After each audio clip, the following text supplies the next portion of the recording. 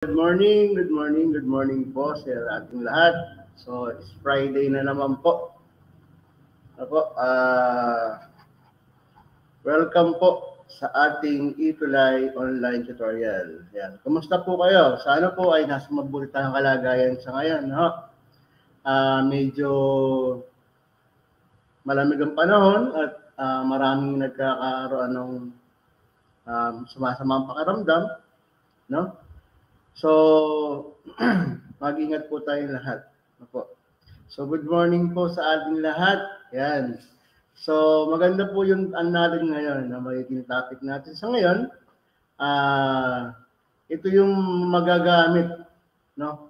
O mapapractice natin sa pagtuturo, lalo na sa ating mga kaguruan na tuturo ng ICT. Na hindi na maipakita sa mga kanilang mga mag-aaral kung paano ba gagawin o paano ba magpo-format, paano mag-network, paano maggagawa ng server, no, using hindi na kailangan pumunta pa nung mag-aaral doon sa ating mga paaralan. So pwede mong gumawa ka na ng mga demo video or pwede mong nang i-demo sa kanila through online. So, gamit tong application ng pag-aaralan natin. So, ganun din sa mga mag-aaral para ma-practice nila or ginagamit natin sa mga company. So, last time, tinakal natin yung virtualization. No? So, ang virtualization, isa siyang logical device na nandoon sa ating sa loob ng ating physical devices. No, nasundan? Okay? So, medyo, ayan, kasi ako. Ayan. Ayan. So, good morning po ulit. Ako po sa Tutor Lon from SDO Bataan. So, every Friday po from 9:40 to 10:20 a.m. Ayan. Then mapapanood din tayo sa DepEd Tech Unit, DepEd tayo, and DepEd Philippines sa YouTube. Okay? Yan. So, quarter 2, week 7. So, how to use Oracle Virtual Machine, VirtualBox. Yan. Very common, no? So, sa grade 11, kanina, ang topic nila is Hyper-V. So, tayo naman, magiging topic natin. So, pwede rin tayo gumamit ng Hyper-V kasi hindi siya compatible dun sa ating ginagamit na hardware. No? Yung processor kasi natin ay hindi compatible dun sa ginagamit para sa Hyper-V. Pero pinakamadaling gamitin kung kayo ay gagamit ng virtual machine ay yung VirtualBox. Pinadali ko na. No? Para yung tulong na rin sa ating mga kaguruan at tulong na rin sa ating mga estudyante o mga mag-aaral na gustong matuto palalo o mag-practice ng ating mga ginagawa. Then, pwede natin gamitin ang VirtualBox, no? Kung tayo ay may mga application na gagamitin. So, halimbawa, nagtuturo tayo ng programming. So, pwede tayong gumawa ng virtual machine na Windows 7 o i-install natin doon yung ating program. Then, pwede doon tayo mag-program. Then, pwede gawa natin siya ng screenshot. No? So, si VirtualBox kasi ay complete package na. Pwede mo siyang gawa ng screenshot. Pwede mo rin siyang gawa ng video. No, habang nagagawa ka ay nagbi-video ka. So parang nag-i-stream. Ni-stream mo siya. Okay? So ang sinample ko, so ano ba yung mga in-expect natin? No, ayun, no, in-expect natin, matuto tayong gumamit ng VirtualBox. So napaka-importante na marunong tayong gumamit para at least nagagamit natin siya sa mga troubleshooting din. Kasi ang VirtualBox ay isang open source na software na kung saan pwede ka mag-install sa kanya ng Windows operating system, pwede ka mag-install ng Linux, no? Then pwede ka mag-install sa kanya ng mga mga software natin ng mga pang-repair na tawag. So mga higher-end boot, yan, pwede mong i-install yan dyan. Pwede mong gamitin ng VirtualBox. Then, kung may problemang, halimbawa, ay ayaw mong ma-infect yung computer mo ng duda ka rin sa in-insert na flash drive at meron ka naman VirtualBox na merong operating system na naka-install, pwede mong i-open ang ating VirtualBox at doon mo siya mai-open. So mamaya ay tuturo ko sa inyo paano tayo makapag-install ng printer sa VirtualBox na hindi natin ginalaw yung settings ng ating physical na computer. Paano tayo mag-i-install ng paano tayo makakapag-share doon sa ating VirtualBox, paano makapag-install, masusubukan natin software na hindi na tayo gumamit o hindi na natin install doon sa ating physical na devices. Okay? So, last time, di ba, nagpa-download ako, dinownload natin yung ating VirtualBox. So, ang link niyan ay virtualbox.org, no? Then, pumunta ako doon sa ating Windows host natin. Ay, sorry. Yan. So, Windows host, then, dinownload ko lang siya. Then, after ma-download, install ko lang siya, di ba? Nag-next lang ako. So, ayun yung link natin, ha. So, pakisulat yung link para makapag-download kayo. Then, Windows host. Then, after nun ma-download, then install natin. So, next lang. Ayan, next. Then, next lang siya. No? So, ito yung last topic natin nakaraan. Ayan. Then, next lang din. Then, yes. Then, install na siya. Okay? So, yun. Then, okay. Wait lang po.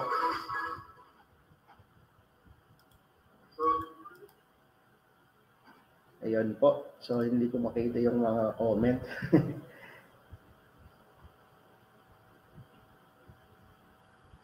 Ayan. Okay. So, after nyan, finish na tayo. So, ito na yung ating, after natin ma-install, no? Ito na yung ating pinaka-interface niya. So, kung makikita natin dito, meron siyang file, machine, preference, import, export, new, and add. No? So, meron na akong naka-install o meron na akong nakalagay na yung ginagamit natin ng mga nakakaraang topic natin, no? Yung Windows Server. No, na kung saan ay madali natin napaprocess, di ba? Na hindi na natin ininstalan. Ang pag-i-install kasi ng server sa physical na computer ay pagka in-install mo siya, doon na lang siya. No? Ayun na mismo magiging operating system niya, yung server natin. Tapos, ang server natin, pag in-install natin, ay kailangan meron tayong license. No?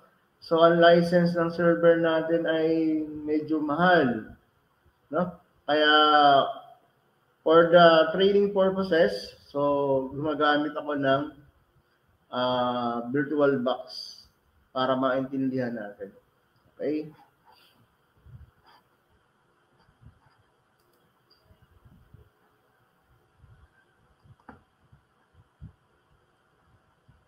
Okay, yan. So,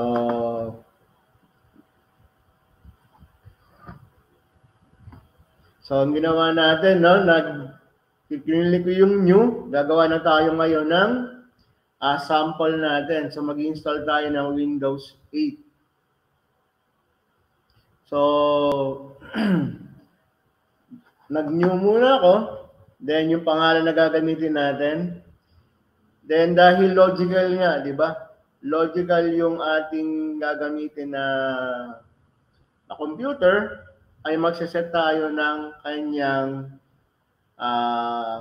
RAM o yung memory natin. So, ayun siya. Na? So, sinet ko yung ating memory na 2.048. So, 2 gig lang nilagay natin para hindi tayo mag-lag. Muna. No? For the training purposes lang naman. Then, create a virtual hard disk now. Then, create tayo. Okay? So, after natin mag-create,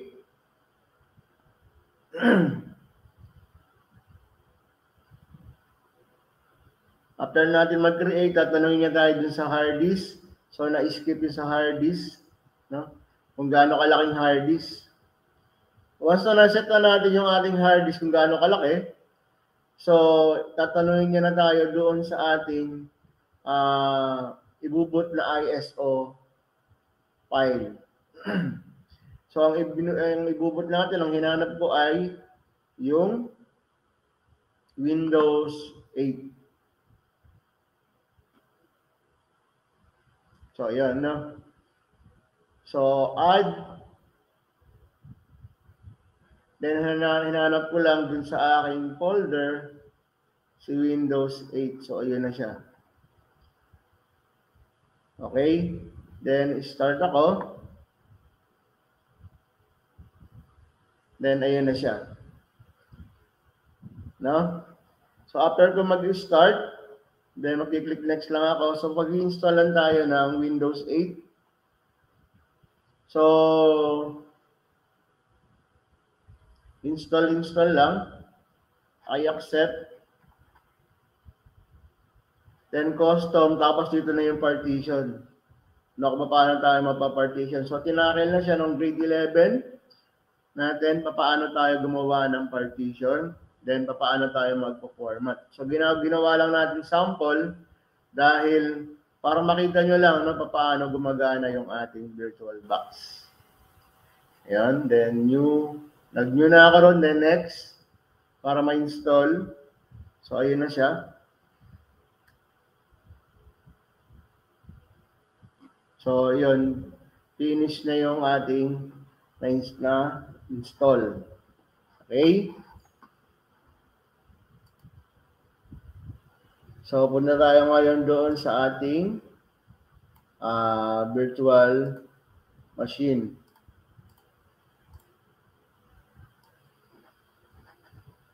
Ay.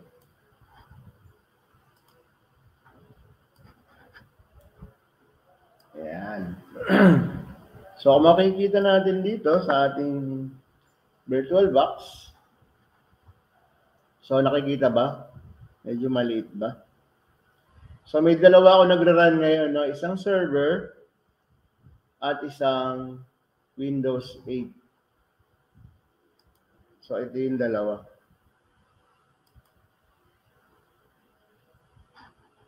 So, ito yung Windows 8 ko. Then, ito yung Windows server ko. Ayan, dalawa siya. Okay? Okay, dito muna tayo sa sa interface ng ating VirtualBox Manager. So, dito makikita natin mayroong machine, new, add, saka settings, show, pause, reset, and close. So, dito sa ating new, ayun nga, paano tayo magagawa ng panibagong virtual machine. No? Kung meron ka naman dati ng virtual machine, pwede mo siyang i-add. Or,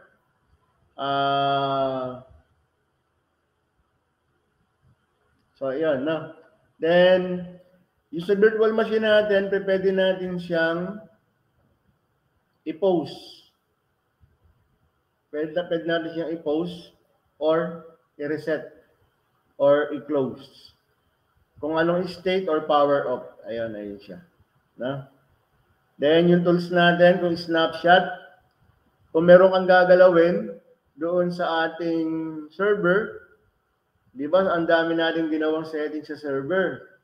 So, dahil may bago kang gagawin at diskumpiyado ka na baka mamaya magloko yung settings, click mo lang yung snapshot para babalik siya doon sa dating state niya, original state niya na hindi mo pa ini-install yung configuration na yon. Ayun yun, na.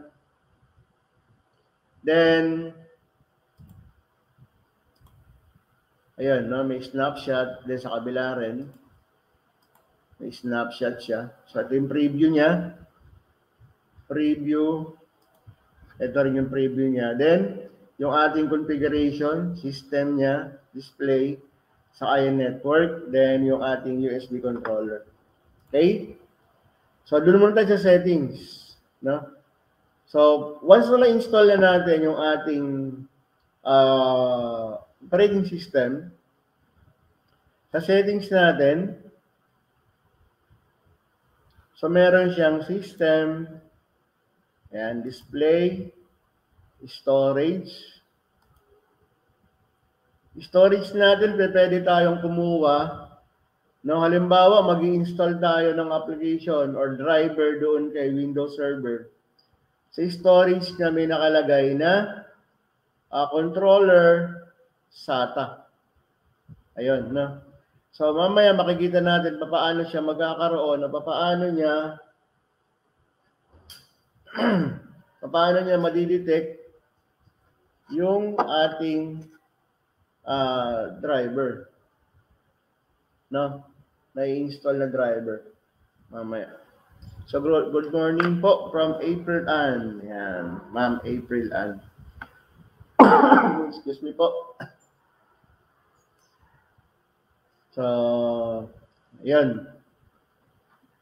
So, meron tayong audio. Kung gusto natin lagyan ng audio yung ating mga ginawang operating system, no? O yung mga install natin mga operating system, or i-enable natin yung input sa kanya. Kung meron kang headset o meron kang speaker na hindi mo na kailangan papatugtugin dito sa physical mo, doon na lang sa virtual, pwede ka rin maglagay sa kanya ng input na audio. No? Then sa network natin, so meron tayo, kung ang nilagay ko sa kanya ay bridge adapter, pero ang default niya is not. No? So ang pagka-bridge adapter kasi, ang ginamit niya ng network card ay yung ating ginagamit na network card dito sa ating physical na computer. So ayun siya, no? Then sa serial port natin, so hindi naman tayo gumagamit na yan. Sa USB, ito. Sa USB natin, so yung mga device filter natin, so pwede tayo maglagay dito kung anong USB ang ilalagay natin. Pwede tayong maglagay ng USB na flash drive, external, or yung ating printer. No, inopen ko yung ating printer. Tingnan natin kung madidetect siya.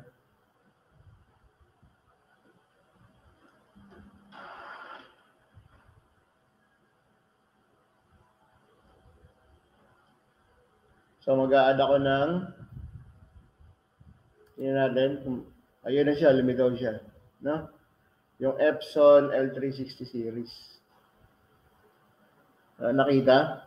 So, pag once na inopen ko na yung ating devices, automatic babasahin niya na o hahanapin niya na ron kay USB natin. Okay? Then, shared folder natin. So, saan naman ginagamit ng ating shared folder? So, sa network, no? Dahil Ang mangyayari ay from host to client ang file na kukunin natin. So, pwede tayong naka-share na folder doon sa ating mga sa network, no? Kung naka-network tayo at may kukunin tayong file o meron tayong i-share na folder sa kanila, dahil ang ginagamit nating server ay virtual, no? As a virtual machine.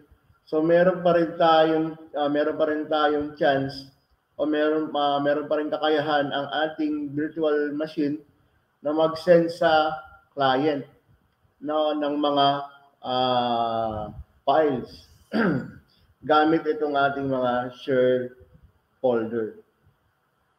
Okay? Then, ayan ay ating user interface. So sa ilalim, mayroong kung ano yung mga nakalagay dun sa ating mga virtual box. Meron siyang mouse, USB, then yung ating network, then pati yung ating input. Okay? So, open natin itong ating server. Okay, dun sa ating server, no? Pagka sinabing server natin, pag sinabing Control-Alt-Delete, no? So, yung Control-Alt-Delete niyan is Control-Delete lang from the right side. Nasundan? So, hindi ka na magpe-press ng Control-Alt-Delete kasi ang mangyayari ay yung mismong physical na machine ang magkakaroon ng ang magiging no? Magbibigyan siya ng Control-Alt-Delete na command.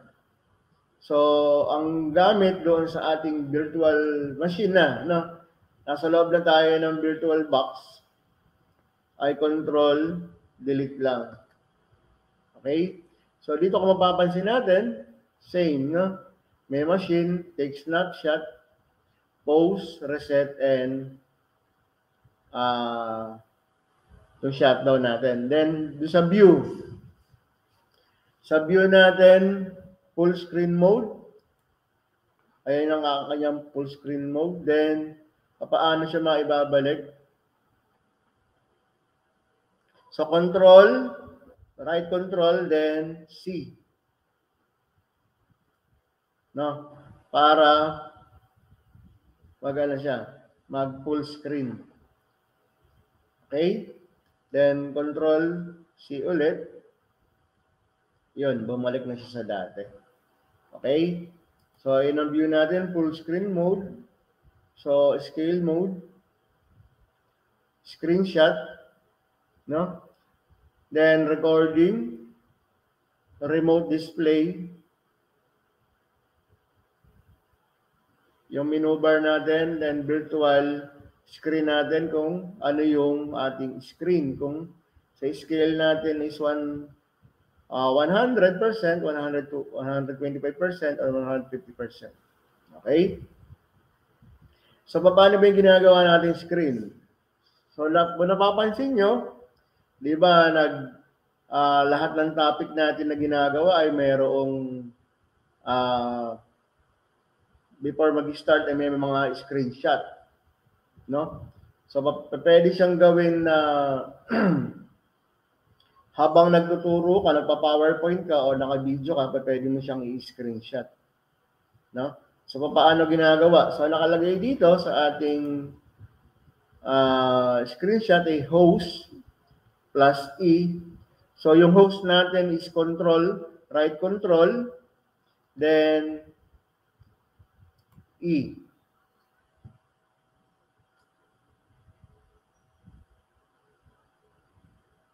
So, ayun na siya. No, nasundan? Okay, ulitin natin.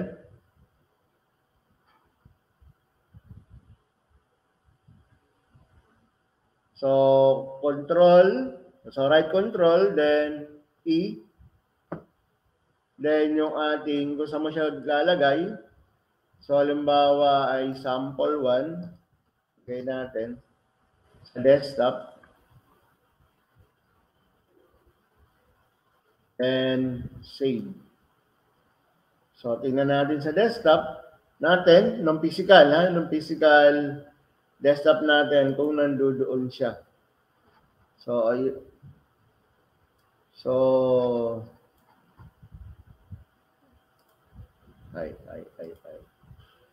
sorry. Yeah. So,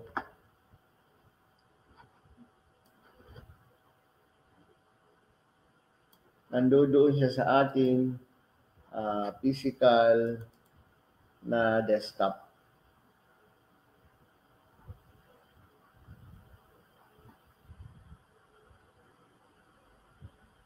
Okay. So, wait lang natin. So, ito na siya.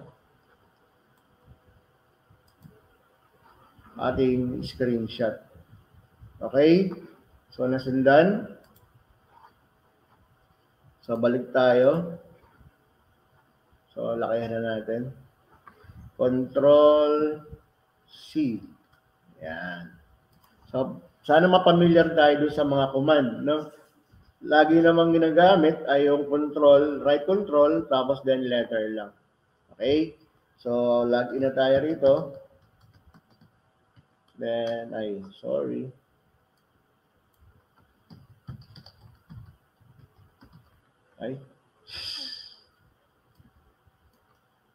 Administrator, then password. So, ang target natin ngayon ay ma-install ng ating server ng printer application. Okay. So, ito na ang ating server. So, ayan. So, Control C ulit para makita natin yung mag-i-install tayo. So, kung napansin nyo, no, yung laman ng ating sa drive ay yung Windows 7. So, pwede natin siyang i-eject. Palitan natin nung installer natin nandun sa ating physical na computer. Okay? So, ang gagawin natin para ma-install natin yung galing sa physical, makikigamit tayo nung kanyang DVD drive, yung ating sa physical. So, ang gagawin natin, sorry. Ayan, Control C muna tayo. Ayan. Doon sa ating devices, ayan, ito ating mga devices, no? So, meron tayong optical drive. Ayan. Na kung saan ay nandiyan yung ating mga optical, no? Mga ating mga DVD, audio input-output, network, USB, webcams, yung ating webcam, no? Share folder, shared clipboard. Paano to? So, once nag-copy ako, halimbawa, may ginawa akong demo, may ginawa akong file dito sa ating VirtualBox, at nag-copy ako, copy, then paste. So, gagana siya kung sa shared clipboard natin, yung host to guest to host, or bidirectional. Ganun din naman sa ating drag and drop, no? Pwede akong mag-drop sa kanya ng file. So, magsa-sample file tayo.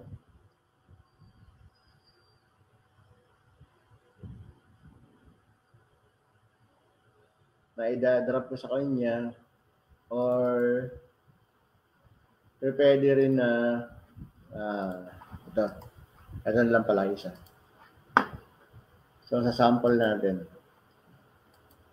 So, dahil drag and drop, bidirectional, pwede akong kumuha, pwede ko i-click to at dalhin dito sa aking physical na desktop, or ako naman yung magdadala sa kanya. Ayun, galing sa aking physical, papunta rin sa aking virtual machine. Okay? Masundan yung gamit natin. Ayan, drop and drop. Then, kung gusto ko namang maglagay, no? Gusto ko maglagay ng gagamitin ko dahil wala naman akong logical na DVD drive. So, ang mangyayari ay makikigamit ako doon sa aking physical drive. So, paano ginagawa yon? No? So, insert, guess, addition CD image. Okay? So, after ko maklik yon, punta lang ako ng computer natin. Ayun na siya. So, pwede na ako mag-install. I-install ko ngayon yung aking panibagong this image. Okay? So, good morning po. Ayan, kay Ma'am Lisa Marie.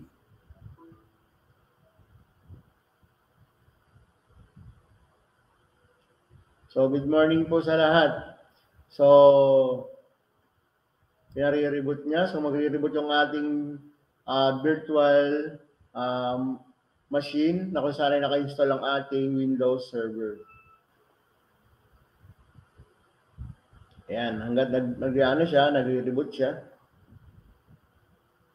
Itatry natin, no? Itatry natin i-install yung ating printer para hindi na kung compatible man yung software na yon, kung compatible siya sa kung hindi siya compatible doon sa ating OS, ay madali natin mata-troubleshoot.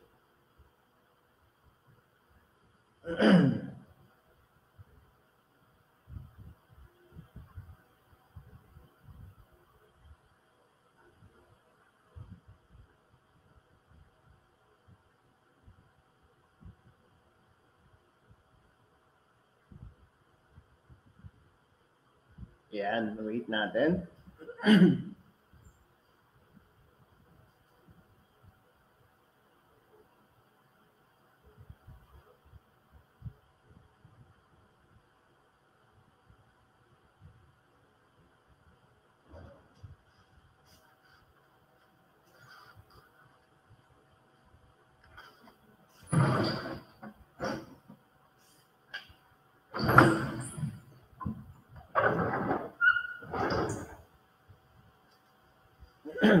Okay, hanggat inaantay natin siya.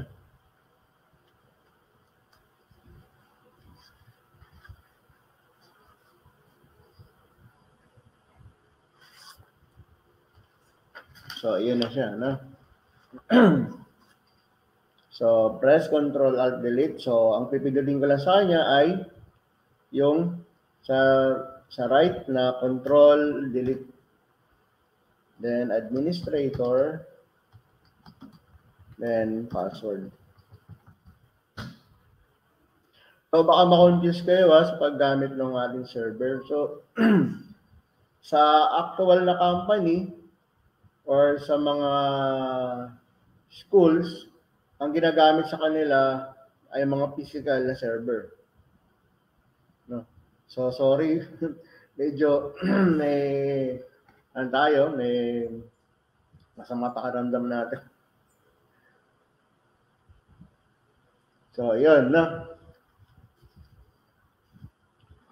So, ayan na siya. Tingnan natin. So, ang gusto ko mangyari ay mapunda rito yung i-install natin na driver para dun sa ating Epson. So, hanapin natin. So, punta ako ng devices, optical drive, host drive E. Okay? Host drive E, ayun yung aking doon nakalagay yung aking drive.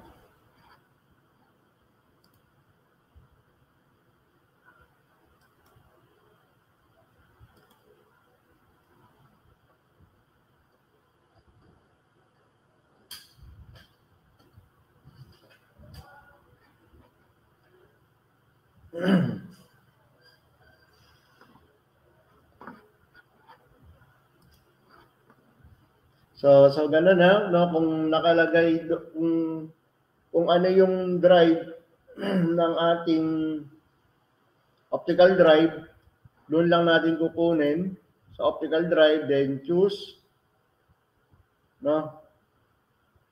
Choose natin doon sa kanya yung ating drive. Okay? So try natin try kong yung optical drive pala nito ay may problema, no, na pala yung wire. So try kong ng driver na ISO, or try nating mag-boot ng driver na kunwari ay ng driver natin. O hire and boot.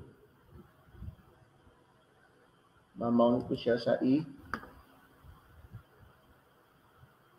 So, ayun. Try natin kung nani hire and boot, sa E. Kung lalabas siya.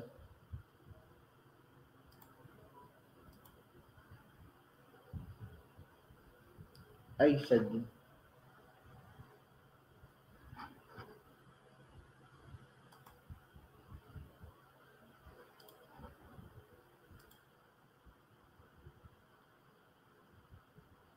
Choose this file. Tingnan natin. So, ito naman yung magmamount ako ng ISO. No? So,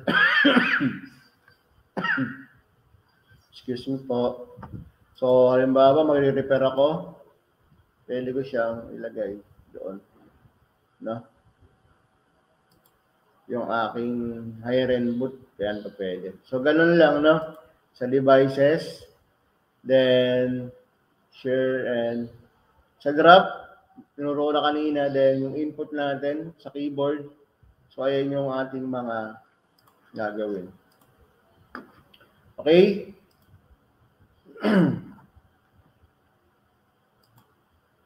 So, try pa natin isa. So, try natin mag-install.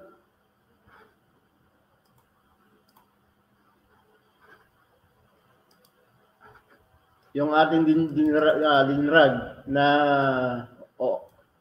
Office.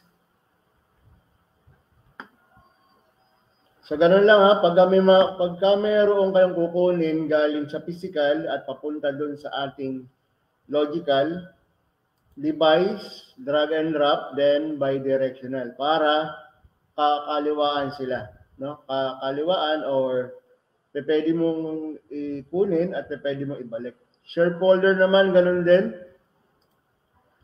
Doon ka pupunta sa yung shared folder, then doon sa ating path, no?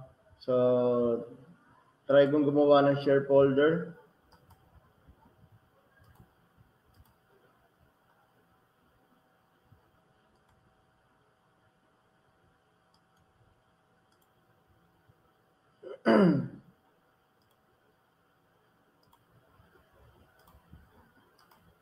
Try lang natin gumawa ng share folder.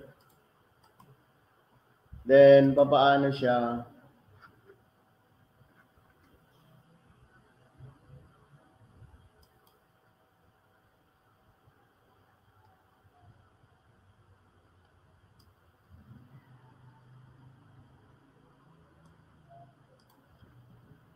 Nag-update.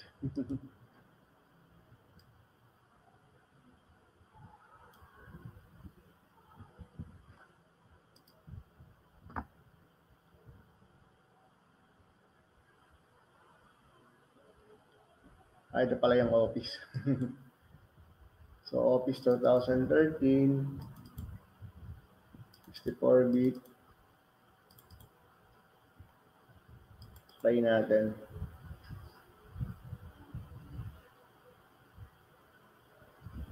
Ay, yun. So, corrupted. So, yun. So, magta-try tayo ng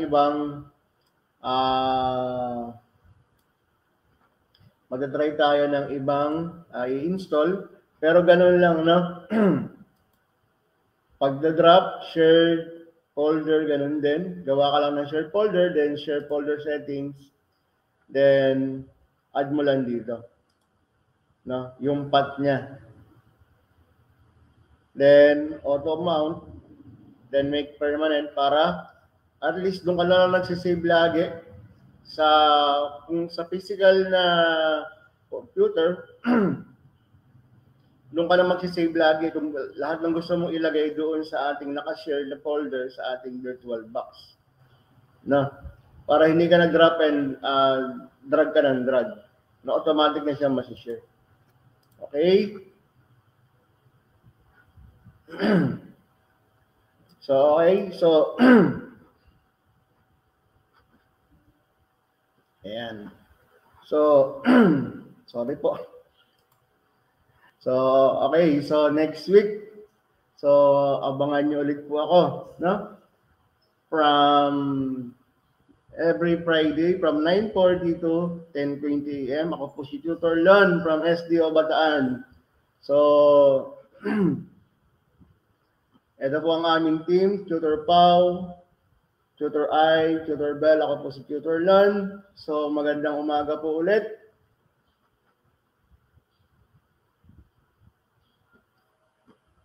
So, ayun po yung ating feedback form.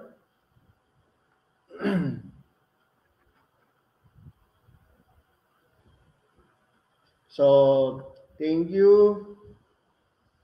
Up next po, Tutor Pau, grade11.net. So, thank you po.